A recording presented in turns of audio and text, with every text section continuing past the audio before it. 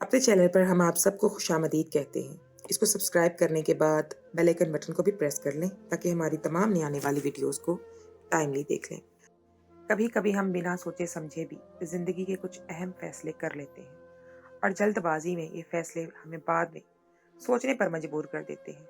रोज़ाना की रूटीन में हमारी मुलाकात मुख्तलिफ चेहरों से होती है, मगर कुछ ऐसे चेहरे होते हैं जो हमारी याददाश्त के किसी खाने में हमेशा के लिए महफूज हो जाते हैं, जिन्हें हम कभी भी दिलो दिमाग से निकाल नहीं पाते। और ऐसा ही कुछ मेरे साथ भी हुआ था।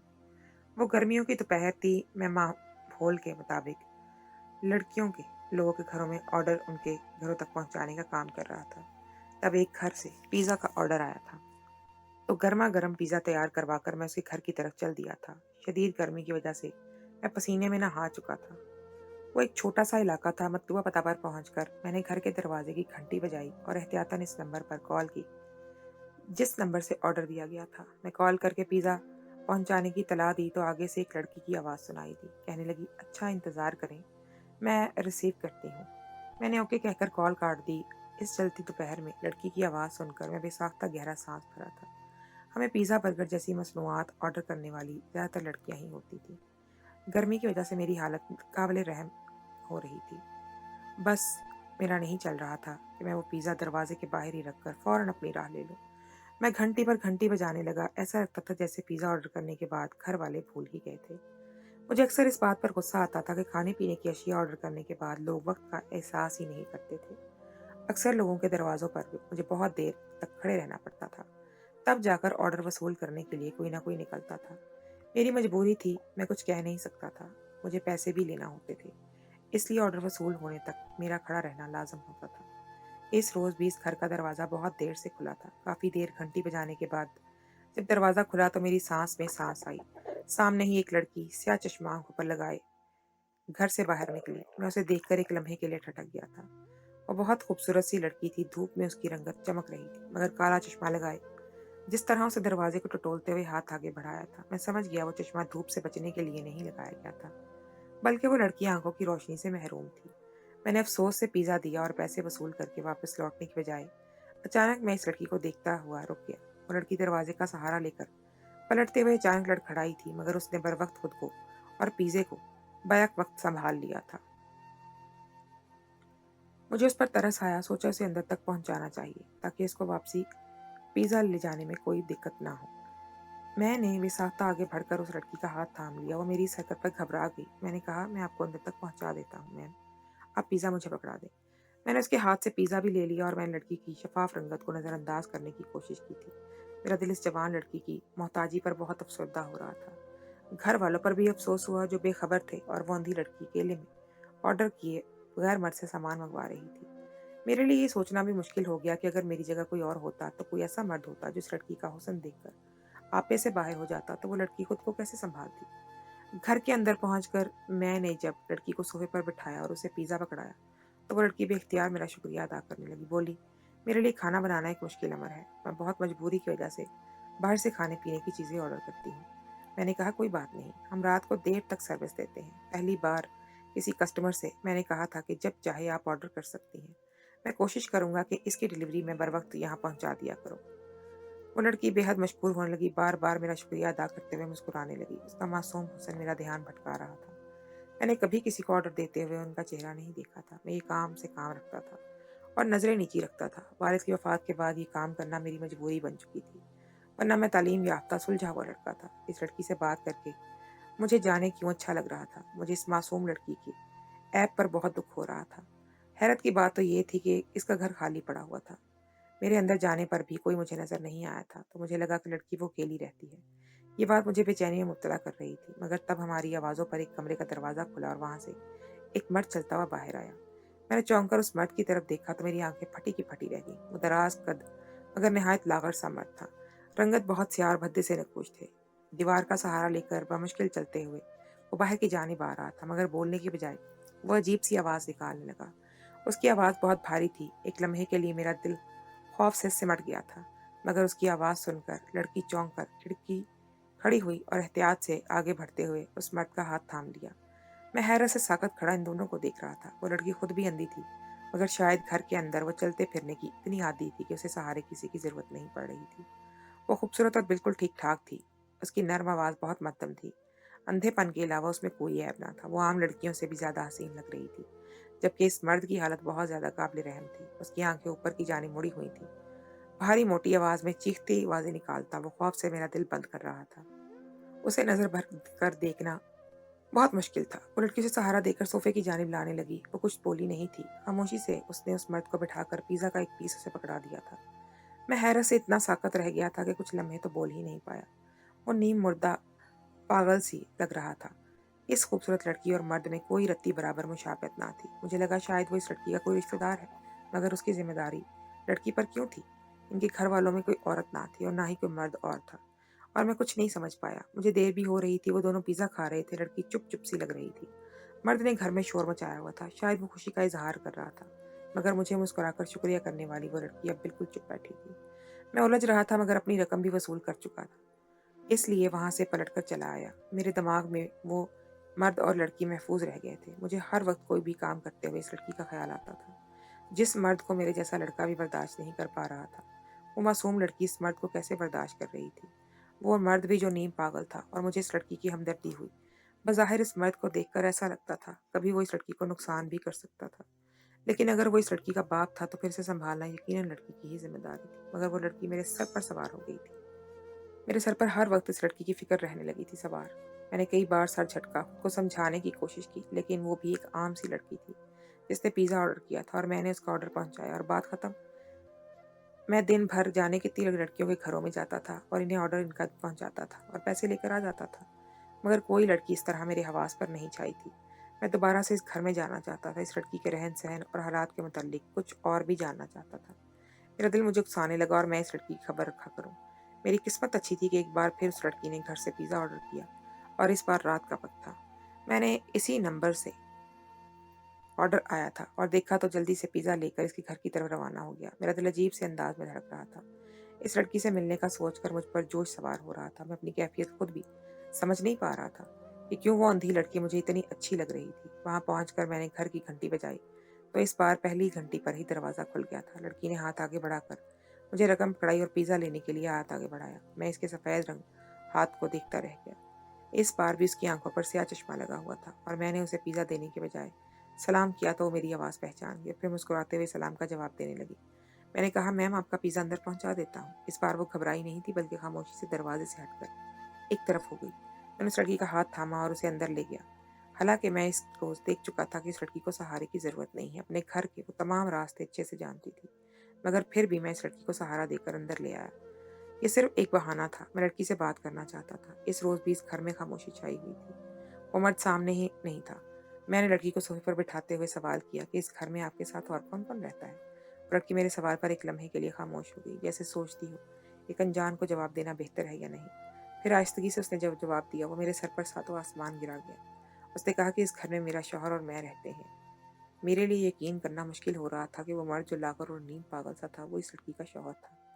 मैंने यकीन दहाने के लिए इस लड़की से सवाल किया, वही मर्द जो उस रोज़ इस घर में मौजूद था, क्या वो शख्स, वो नीम पागल इंसान तुम्हारा शौहर है? वो लड़की इस बात में सर हिला गई और मुझे लगा मेरा दिल बंद हो जाएगा। वो बहुत कम उम्र लड़की थी, जबकि वो शख्स शक्ल से ही बड़ी उम्र का लगता था। इस मर्द का जिक्र करते हुए वो इसी रोज़ की तरह बिल्कुल गुमसुम सी हो गई थी।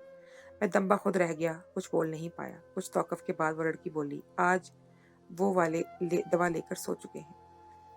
मैंने उसे खाना दे दिया था। इसके लिए ग़िज़ाई नुकसानदेह है। इसका पेट ख़राब हो जाता है तो फिर मेरे लिए सँभालना मुश्किल हो जाता है, इसलिए इसे खाना अलग देकर देती हूँ।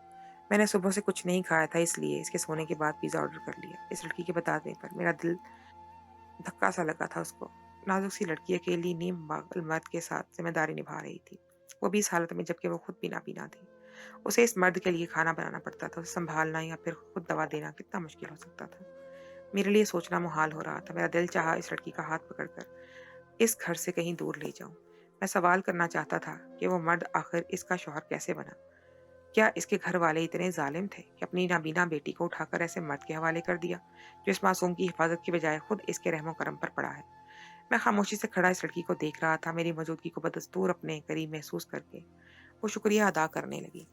उसका अंदाज बता रहा था कि अब वो मुझे वहां से भेजना चाहती है। जाहिर है अनजान मर्द को अपने घर में गुजार देर रुका हुआ महसूस करके परेशान हो रही थी। मुझे इस लड़की के हाल पर तरस आया था, रहम आया था। मैंने कहा कि आपको खाना बनाने में कोई मुश्किल हो तो आप मुझे कॉल करके बुला सकती हैं, मैं आपको खाना पहुंचा दिया करूंगा। मेरी बात पर वो चौंक कर सर उठा गई। मैंने कहा कि ये काम मैं मुफ्त में भी नहीं करूंगा, बज़ाहिर है मुझे पैसों का लालच है और आपकी भी ज़रूरत है। वो लड़की सर झुका गई। मैं भी खामोशी से वापस चला आया। मेरा दिल बहुत भारी हो रहा था। मेरे दिल में खौफ पैदा हो गया। इस लड़की को इस घर में इस मर्द के साथ अकेला छोड़ना मुझे अजीब सी परेशानी में डाल रहा था। हालांकि मैं ये भी जानता था कि वो लड़की न जाने कब से इस मर्द के साथ रह रही थी और वो इसका शौहर न था। न जाने इसके घर वाले की इस लड़की को इस मर्द से ज़बरदस्ती वहां रखा हुआ था और इसके घर वाले जानते भी होंगे कि नहीं। मैं कुछ नहीं जानता था, मगर जब इस लड़की को देखा मुझ पर हर वक्त यही फिक्र सवार रहने लगी कि वो मर्द उसे कोई तकलीफ ना दे। मैंने पहले भी लड़की से कहा था कि जब वो चाहे फूड पांडा से ऑर्डर खाना कर सकती है। अब दूसरी बार मैंने उसे अपना ज़ाती नंबर भी दे आया था। इसके मोबाइल में सेव करने के बाद मैंने उसे समझा दिया था कि मुझे बराह रास्त कॉल करके बुला लिया करे। इसके मोबाइल पर गूगल वॉइस नोट ऑन था, जिसकी वजह से वो मौसूल होने वाला कॉल, कनेक्ट, नाम या कॉल मिलाने के लिए सब ऑर्डर के साथ आवाज़ के साथ उसे बताया जाता है। इसलिए कॉल करना मुश्किल काम नहीं था इसके लिए। मेरी दूसरी बार समझाई गई बात इस लड़की को समझ आ गई थी। अब अक्सर वो मुझे फ़ोन करके खाने के लिए कुछ ना कुछ मंगवा लेती थी। मैं उसके घर जाता तो मर्द सोया हुआ होता था। मैं इस लड़की को ऑर्डर पहुंचाकर वापस फ़ौरन आ जाता था। मेरे घर दिल में एक तसल्ली सी हो गई थी कि मैं अक्सर इसके बाद देख सकता हूँ। वो ठीक थी, मगर वो बहुत परेशान और खोई-खोई सी रहती थी। एक रोज़ मैं काम से फ़ारिग होकर घर जा रहा था जब उस लड़की की कॉल आई। इस रोज़ भी रात का वक़्त था। मैंने उसके लिए पिज़्ज़ा खरीदा और उसे घर पहुँचाने चला गया। घर के दरवाजे पर ही मेरा इंतज़ार कर रही थी। मैं यूँ ही घंटी बजाई, उसने फ़ौरन दरवाज़ा खोल दिया। मैंने मामूल के मुताबिक उसे पिज़्ज़ा देने की बजाय उसका हाथ थाम लिया और घर के अंदर चल पड़ा। वो मेरी इस हरकत पर अपनी इतनी आदी हो चुकी थी कि ना ठटकती थी और ना ही मुझे रोकती थी। उसे अंदर बैठाकर मैंने उसके सामने बैठ गया और उससे रोज़ मुझे फुर्सत थी, मैं उससे बातचीत करना जान चाहता था। मेरी खामोशी पर वो खुद ही बताने लगी, आज मेरे शौहर की तबीयत बहुत ज़्यादा ख़राब थी। मैं सारा दिन इसके साथ मसरूफ़ रही।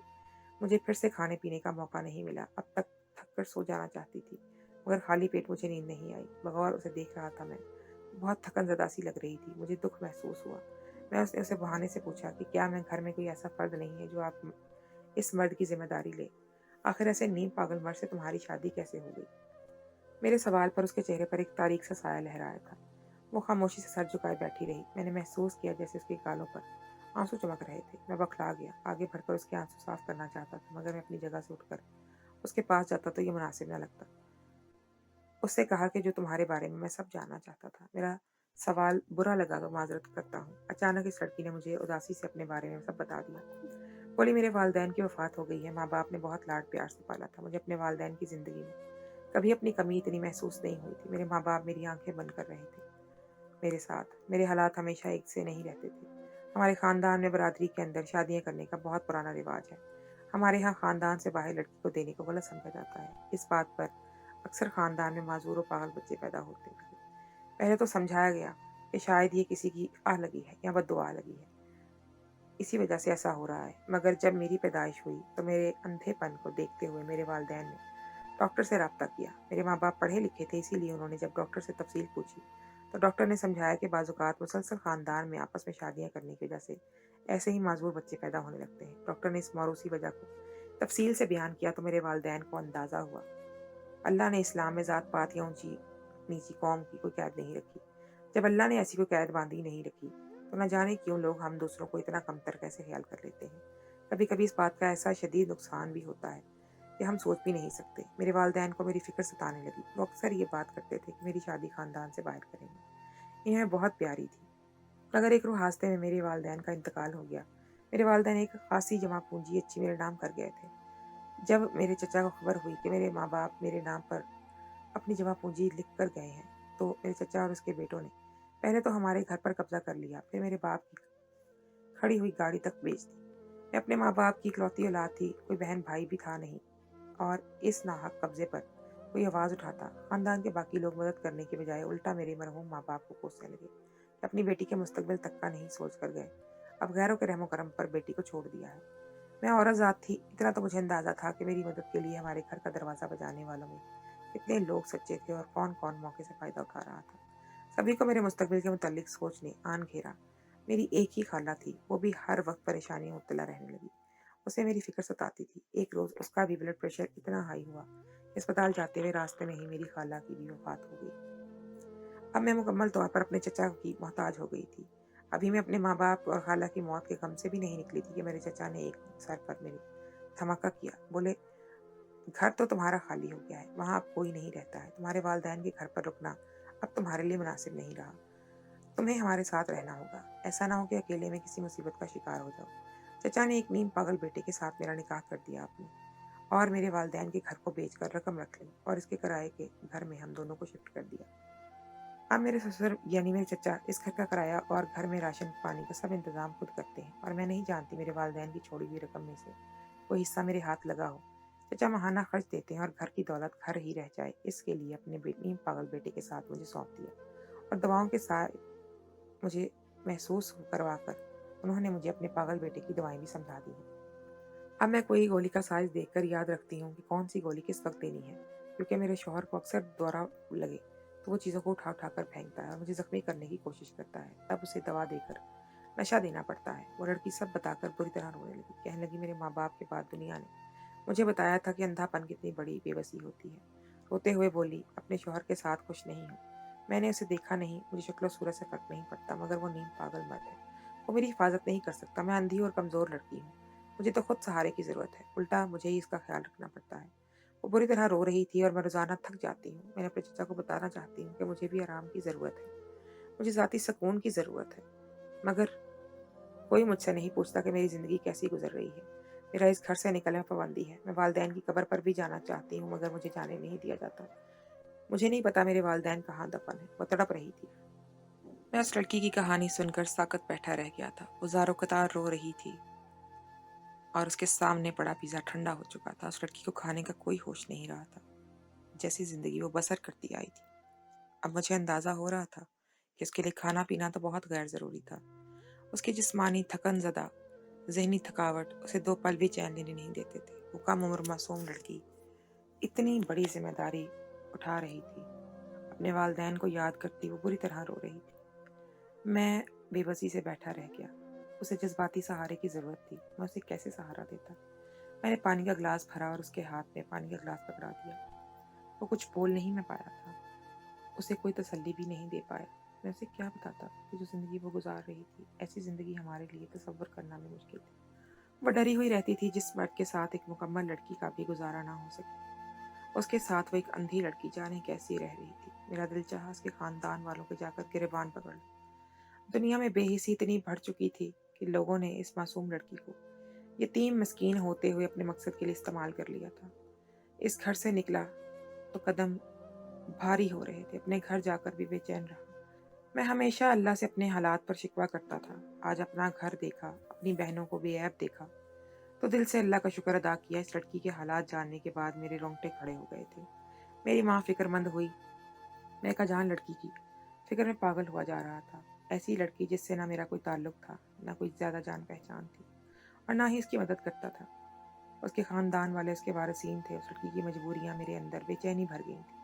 इस रोज़ के बाद इस लड़की ने मुझे कोई भी ऑर्डर नहीं मंगवाया था। न जाने लड़की मुझे अपनी कहानी सुनाकर शर्मिंदगी का शिकार थी या फिर कोई और वजह हो गई थी। मुझे फ़िक्र होने लगी और मैं इसके घर के दरवाजे से 2-3 मर्तबा गया, मगर फिर भी मुझे वापस लौटना पड़ा। मैं नहीं चाहता था कि मेरी वजह से इस लड़की पर कोई मज़ीद आज़माइश आती, मगर इसने राब्ता किए बगैर मुझे चैन भी कहीं नहीं मिल रहा था। मैं पागलों की तरह इसका इंतज़ार करता, अल्लाह से उसकी खैरियत की दुआएँ करने लगता।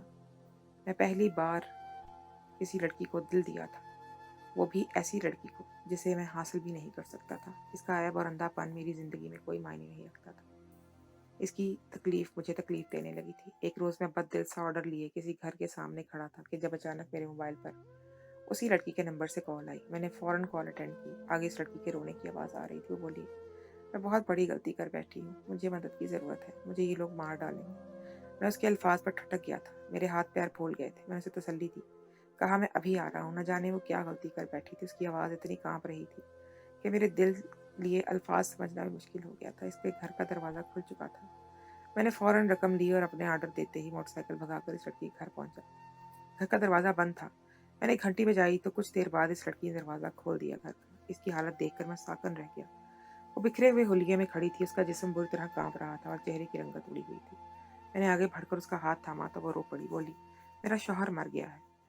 अगर मेरे चचा को खबर हुई तो वो मुझे मार डालेंगे। पुलिस मुझे ले जाएगी। इस शौहर की अचानक मौत का सुनकर मैं खुद भी परेशान हो गया। इस लड़की को अंदर ले जाकर उसे तसल्ली देने लगा। इससे जब तफ़सील पूछी तो उसने रोते हुए मुझे बताया, चंद रोज़ पहले मेरे शौहर की हालत बहुत ज़्यादा ख़राब रहने लगी। उसे मुसलसल दौरे लग रहे थे। मैंने उसे अपने चचा को खबर की। मेरे चचा ने कहा कि रोज़ाना दवाई देती रहो, ठीक हो जाएगा। मेरे चचा अपनी बेटी की शादी की तैयारियों में मसरूफ़ हैं। वो घर नहीं आए। मेरा शौहर यहाँ दौरा लगने पर अब मुझे मारता और नुकसान पहुँचाने लगा। मैं बहुत मुश्किल से अपने आप को महफूज कर रही थी। आज मेरे शौहर को फिर से दौरा लगा। मैंने उसे दवा दी, मगर उसे फिर भी आराम नहीं आया, तो मैंने खौफ के मारे वो दवा 2-3 मरतबा उसे देने की कोशिश की कि शायद इसी तरह उसे आराम आ जाए, मगर वो दवा की मिकदार बढ़ जाने पर बिल्कुल ही बेजान हो गया। मैं घबरा गया। जल्दी से जाकर उसके शौहर को चेक किया तो उसकी सांसें रुकी हुई थी, जिस्म सर्द पड़ चुका था। मैंने गहरा सांस भरा। वो पागल मर्द अभी वाकई मर चुका था। अब न जाने ये दवा की वजह से हुआ था या फिर उसकी मौत कुदरती तौर पर हुई थी। लड़की खौफ से कांप रही थी। मैंने उस लड़की को तसल्ली दी। मैंने कहा, अगर ये मर्द इस दवा से मरा है तब भी तुम पर कोई केस नहीं कर सकेगा। ना ही पुलिस तुम्हें ले जाएगी, बल्कि तुम्हारे चचा से पूछताछ होगी। मैंने उसे समझाया, तुम अंधी लड़की हो। तुम्हारी दवाओं को देखना या उनका फर्क करना मुश्किल है। मैं ये इस मर्द के घर वालों का कसूर है। उन्होंने तुम जैसी अंधी लड़की को ये जिम्मेदारी सौंपी। तुम्हारा कोई कसूर नहीं है। वो रोने लगी, बोली, मेरे चचा इस बात को नहीं समझेंगे। मैंने कहा, अगर वो नहीं समझेंगे तो ठीक है। ऐसे खानदान वालों के पास तुम्हें जाना भी नहीं चाहिए। परेशान हो गई। मैं कहाँ जाऊंगी? मेरा घर नहीं रहा। मेरे वालिदैन तो हयात ही नहीं है। मेरा पूरा खानदान एक जैसा है। मैंने मजबूती से उसका हाथ थाम कर उसे चादर उड़ाते हुए कहा, मैं तुम्हें अपने साथ ले जाता हूँ। अपने चचा का नंबर मिलाकर उसे बताओ कि उनके बेटे की हालत बहुत ज्यादा खराब हो गई, उसे अस्पताल ले जाएं। इस लड़की ने मेरी हिदायत पर अमल किया और ये इतला देते ही कॉल काट दी। मैंने कहा, वो लोग आकर खुद इस मर्द को संभाल लेंगे। वो घबराई हुई थी। मैं उसे अपने साथ अपने घर ले आया। मेरी वालदा दिन के वक्त अचानक मुझे इस लड़की के साथ देखकर घबरा गई। मैंने घर का दरवाजा अच्छे से बंद किया और इस लड़की को अपनी बहनों के हवाले करके कहा, इसे कमरे में ले जाओ। अपनी माँ को मैंने मुख्तसर अल्फाज में सब बता दिया। मेरी माँ साकत बैठी रह गई, बोली, मुझे इस लड़की पर तरस आ रहा है। इसके साथ बहुत गलत हुआ है। तुम मेरे इकलौते बेटे हो। मैं कैसे एक अंधी लड़की को तुम्हारे साथ ब्याह दूं? मैंने अपनी माँ की मिन्नतें की। मैंने कहा कि मुझे इससे फर्क नहीं पड़ता। मैं इसकी आंखें बन जाऊंगा, मगर मैं इस लड़की से निकाह करना चाहता हूँ। मेरी जिद और मनाने पर मेरी माँ खामोश हो गई। थक कर कहा, ठीक है, लड़की की इद्दत पूरी होने के बाद ये निकाह किया जाएगा। मैंने कहा, मैं इंतजार कर सकता हूँ। लड़की ने हमारे घर पर ही अपनी इद्दत पूरी की और इद्दत के बाद मैंने इसे निकाह कर लिया। अब वो मेरी बीवी है। मैं इसका ख्याल रखता हूँ। उसे कभी मेरे घर वाले अकेला नहीं छोड़ते। हमारी शादी को 4 माह हो चुके हैं, मगर वो आज भी घर से निकलने पर डरती है कि उसके खानदान वाले उसे कोई नुकसान ना पहुंचा दे। उसका ये खौफ मैं कभी दूर नहीं कर पाया। मेरे जानने वाले मुझे कहते हैं, जिंदगी के एक हिस्सा में अपने इस फैसले पर बहुत पछताऊंगा, मगर मैं अपनी जिंदगी से बहुत खुश हूँ, पुरसुकून हूँ। मुझे अपने इस फैसले में कोई आर नजर नहीं आती। यकीनन अल्लाह ने मुझे इस लड़की के किसी खास मकसद के तहत मिलाया है। मैं अपनी इस जिंदगी में शामिल करके बहुत खुश हूँ। कोई पछतावा नहीं। बस दुआ है मेरी बीवी का ये डर उतर जाए और वो सुकून से चंद लम्हे मेरे साथ गुजार ले।